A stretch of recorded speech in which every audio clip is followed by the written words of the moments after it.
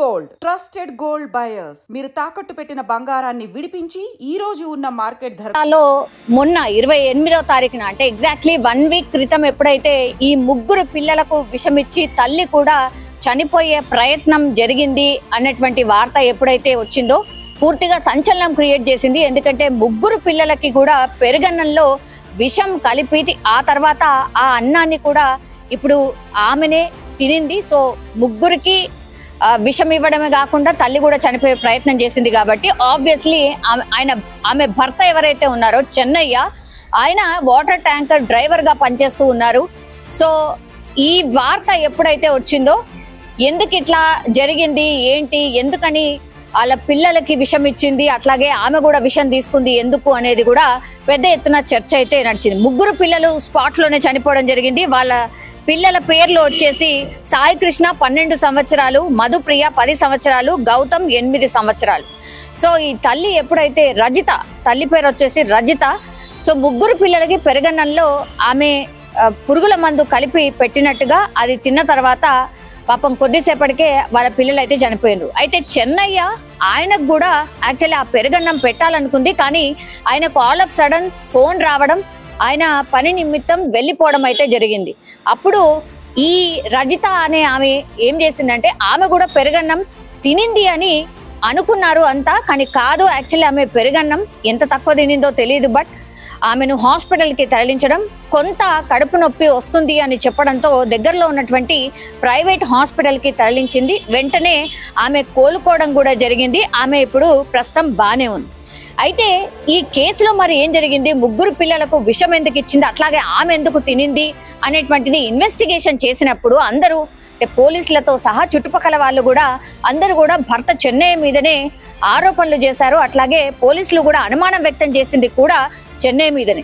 తీరా చూస్తే చెన్నయ్యని కూడా చంపుదామనుకుంది ఆ మహిళ రజిత అనేటువంటిది ఇప్పుడు పోలీస్ ఇన్వెస్టిగేషన్ లో తెలిసినటువంటి సిచ్యువేషన్. ఎందుకంటే ఆయన పెరుగన్నం తినకుండా హుటాహుట్న వెళ్ళిపోయాడు కాబట్టి బతికిపోయాడు. లేదంటే ఆ రోజు భర్తకు కూడా అట్లాగే ఆ విషం కలిపినటువంటి పెరుగన్నం పెడదామని డిసైడ్ అయింది రజిత అనేది పోలీస్ ఇన్వెస్టిగేషన్ లో తేలింది. తీరా ఇదంతా చూస్తే వివాహేతర సంబంధానికి కారణంగా ఇదంతా జరిగినట్టుగా పోలీసుల ఇన్వెస్టిగేషన్ లో తేలింది. ఎందుకంటే రజిత దగ్గరలో ఉన్నటువంటి ఒక ప్రైవేట్ స్కూల్లో ఆమె కూడా పనిచేస్తోంది.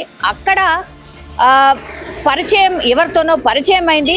ఆ వ్యక్తే ఇప్పుడు వీళ్ళందరినీ అడ్డు తొలగిస్తే ఇంకా ఆ వ్యక్తితోని కలిసి ఉండొచ్చు అని భావించింది. కాబట్టే వీళ్ళందరి హత్యకు కుట్ర చేసినట్టుగా పోలీసుల ఇన్వెస్టిగేషన్ లో తేలింది. ఇప్పుడు సంచలనం క్రియేట్ చేస్తోంది. ముగ్గురు పిల్లల్ని చంపి ఆ తర్వాత భర్త చెన్నయ్యను కూడా చంపాలనుకుందా అనేటువంటిది ఇప్పుడు ఆశ్చర్యం కలిగిస్తోంది. ఎందుకంటే మనం గ్రౌండ్ రిపోర్ట్ కి వెళ్ళాం. గ్రౌండ్ లో కూడా ఈ ఇద్దరు గురించి కానీ ఆ ఫ్యామిలీ గురించి కానీ ఎవ్వరు కూడా నెగటివ్ చెప్పలేదు. ఎప్పుడు కూడా వాళ్ళు కొట్లాడుతున్నట్టు కానీ ఇంకేదన్నా జరిగినట్టు కానీ ఎక్కడ కూడా లేదు అనేటువంటిది కూడా అక్కడ చుట్టుపక్కల వాళ్ళు కూడా చెప్పినటువంటి సిచ్యువేషన్.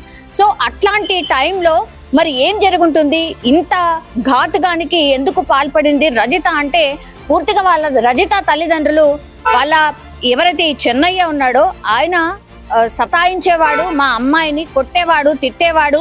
అట్లాగే చాలా టైమ్స్ ఆమె మీద కొంతమేర అంటే అనుమానం కూడా ఉండింది అనేటువంటిది వాళ్ళ అమ్మా నాన్న కూడా చెప్పడం జరిగింది. సో ఇప్పుడు అనుమానమే నిజమైనట్టు లెక్క. ఎందుకంటే ఆ అనుమాన పడ్డది చెన్నయ్య కరెక్ట్ అయింది అనుకోవచ్చు. ఎందుకంటే వివాహేతర సంబంధం ఉంది కాబట్టి అనుమానం వ్యక్తం చేసిండు. ఇప్పుడు పిల్లల్ని చంపడానికి అట్లాగే ఈ చెన్నయ్యని కూడా చంపుదాం అనుకుంది కూడా అందుకే అనేది ఇప్పుడు పోలీసుల ఇన్వెస్టిగేషన్ లో తేలినటువంటి సిచ్యువేషన్. సో పూర్తిగా ఇదొక మలుపు తిరిగింది అనుకోవచ్చు. బిడ్డల్ని చంపాలనుకుంది, అట్లాగే ఆమె కూడా ఆత్మహత్య చేసుకోవాలనుకుంది. భర్త వేధింపులు తాళలేక ఆయన అనుమానం తాళలేక అని అందరూ అనుకున్నారు. కానీ ఇప్పుడు వివాహేతర సంబంధం దీని అంతటికీ కారణంగా పోలీసుల ఇన్వెస్టిగేషన్ లో తేలినటువంటి సిచ్యువేషన్. సో పూర్తిగా ఈ కేసులో ఏం జరిగింది ఏంటి అనేది కూడా పోలీసులు ప్రెస్ మీట్ పెట్టి మరి చెప్పబోతున్నారు. మరి కాసేపట్లోనే ఆ ప్రెస్ మీట్ కూడా ఉండబోతోంది. కానీ పోలీసులు కూడా ఆశ్చర్యపోయిన సిచ్యువేషన్ అయితే కనిపిస్తోంది. ఇంత కర్కశంగా ఒక తల్లి బిడ్డల్ని చంపి ఆ తర్వాత భర్తను కూడా చంపిన తర్వాత అందరి అడ్డు తొలగించుకొని వివాహేతర సంబంధంతోని ఇంకొక వ్యక్తితో వెళ్ళిపోవాలనుకుంది కాబట్టి ప్లాన్ ప్రకారం ఇదంతా చేసినట్టుగా పోలీసుల ఇన్వెస్టిగేషన్ లో తేలినటువంటి పరిస్థితి అయితే కనిపిస్తోంది. సో అమీన్పూర్ లో జరిగినటువంటి ఘటన ఏదైతే ఉందో విషాదకరమే కాదు, ఇప్పుడు పూర్తిగా ఈ తల్లి ప్లాన్ ప్రకారమే చేసినట్టుగా తేలింది. ఇప్పుడు చుట్టుపక్కల వాళ్ళు కూడా ఆశ్చర్యాన్ని వ్యక్తం చేస్తున్నారు. అట్లాగే పాపం బాధాకరమైనటువంటి విషయం ఏంటంటే అభం శుభం తెలియని, అసలు ఎలాంటి తప్పు చేయని, ఏమీ అవగాహన లేకుండా ఇప్పుడు ఈ 3 పిల్లలు చనిపోయినటువంటి పరిస్థితి.